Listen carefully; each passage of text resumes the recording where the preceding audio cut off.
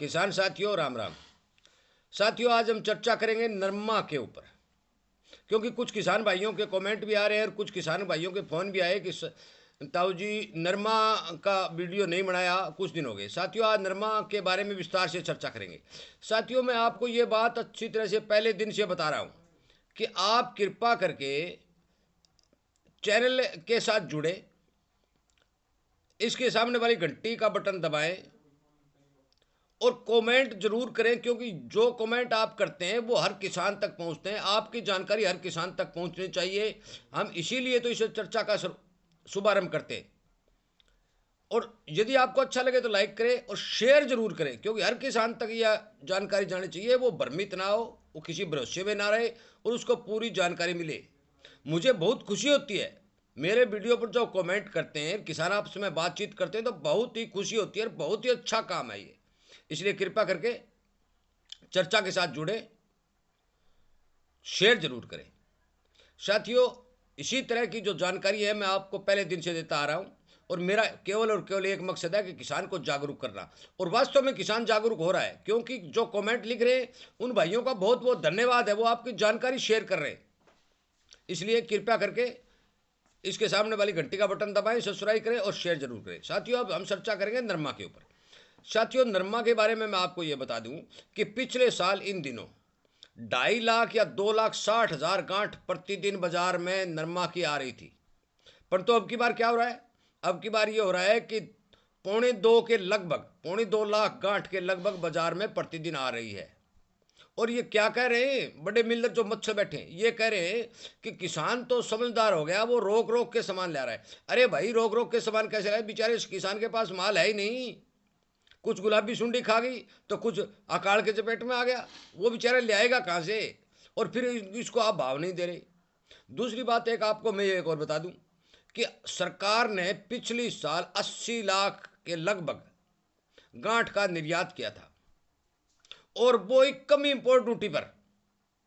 ये एक सोचने वाली बात है। और अब की बार सरकार कह रही है कि हम 40 लाख गांठ का निर्यात करेंगे, और उस पर भी इन्होंने इंपोर्ट ड्यूटी बढ़ा रखी है। साथियों, मैं आपकी जानकारी के लिए बता दूं कि सरकार जब हमारा माल बाहर जाता है तो इंपोर्ट ड्यूटी बढ़ा देती है, और जब सरकार खरीद के देश में ले आती है तो इंपोर्ट ड्यूटी घटा देती है। इसका मेन कारण, मकसद क्या है? यह बात मेरी समझ में अब तक नहीं आई है। क्योंकि किसान तो तभी मरेगा ना जब बाहर से मंगवाएंगे तो इंपोर्ट ड्यूटी घटा दो, और यदि भेजेंगे तो इंपोर्ट ड्यूटी घटा दो। बांग्लादेश किस भारत की रुई का सबसे ज़्यादा निर्यात कर वो आयात करता है। बांग्लादेश में जो हमारा माल जा रहा है वो बाई रोड जा रहा है, उनको सस्ता भी पड़ता है। परंतु इंपोर्ट ड्यूटी जब बढ़ गई तो उनको बेचारे को वो माल खरीदने में दिक्कत आ रही है। साथियों, नरमा का विश्लेषण ये मैं आपको क्लियर बता देना चाहता हूँ कि पिछले साल से इस साल बहुत ही ज़्यादा पैदावार कम है, जिसमें कोई शक और दो राय नहीं है, चाहे आप कहीं भी किसी भी विशेषज्ञ से बात कर लें। दूसरी बात रही भाव की।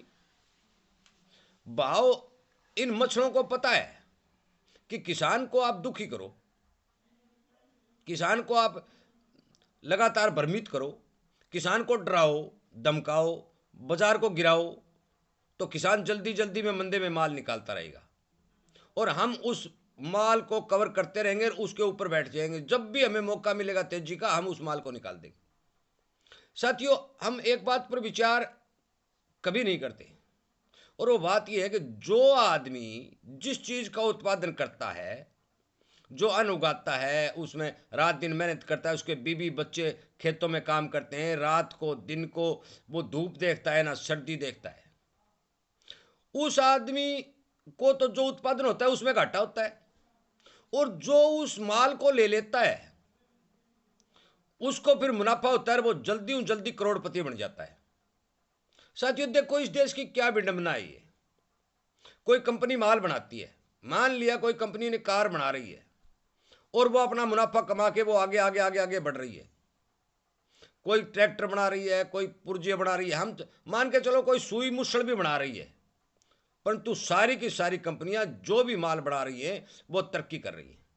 परंतु किसान जो अन्न बना रहा है, अन्न पैदा कर रहा है, आज उस किसान को दर दर ठोकरें खानी पड़ती है। वो अपने बच्चों को पूरी तरह पढ़ा नहीं सकता, वो अपने मन मुताबिक कपड़े नहीं खरीद सकता, मन मुताबिक अपने मकान नहीं बना सकता। ये लोग सब हनीमून घूमने जाते हैं, किसान बेचारा हनीमून कहाँ मनाए, क्योंकि उसके माल तो मंदी में डकार लिया जाता है, उसके पास पैसे कहाँ हैं। घर से जब किसान माल बेचने जाता है तो उसके बीवी बच्चों की, घर वालों की अनेक ख्वाहिशें होती हैं, और वो ये सोच के जाता है कि तेरे माल का पैसा बढ़ेगा और तू तेरे बीवी बच्चों को सामान लिया के देगा। पर जब मंडी में जाता है उसके माल की बोली होती है, और जब सेठ के पास जाके वो हिसाब करता है तो सेठ नीचे लिख देता है कि आप में इतने पैसे बाकी और रह गए। किसान क्या करता है, वो कहता है मेरे को थोड़े पैसे दो। सेठ उसको थोड़ा पैसे देता है और फिर वो थोड़ा थोड़ा माल खरीद के अपने बीवी बच्चों को खुश करने की कोशिश करता है। साथियों, इस देश की विडंबना है कि जो उत्पादक किसान है, अनाज उत्पादक किसान है, आज उसको भरपूर घाटा हो रहा है और सुनने वाला कोई नहीं है। मैं हर वीडियो में आपसे रिक्वेस्ट करता हूं, हर बार वीडियो में आपसे प्रार्थना करता हूं कि आप वीडियो को ज़्यादा से ज़्यादा शेयर करें।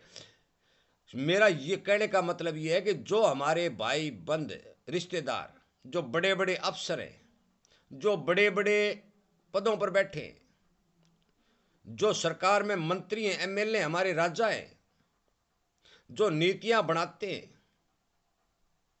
हो सकता है उन तक कोई न कोई वीडियो पहुंच जाए और किसी को रहम आ जाए तो वो अपनी नीतियों में बदलाव करके किसान के पक्ष में बातें करने लगे।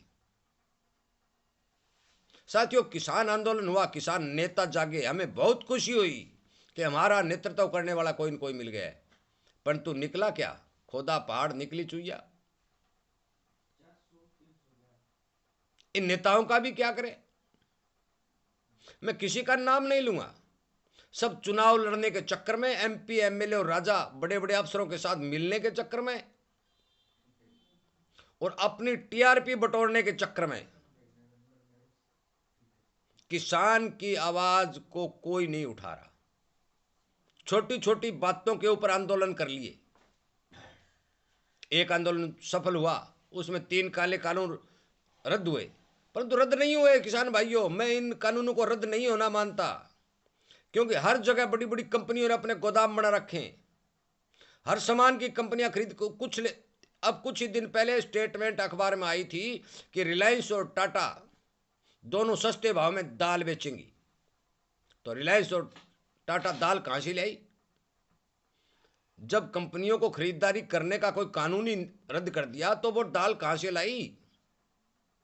और ऐसी कोई कंपनी नहीं है दोस्तों जो विदेशों से दाल मंगा के और भारत के लोगों को सस्ते दामों में दे दे।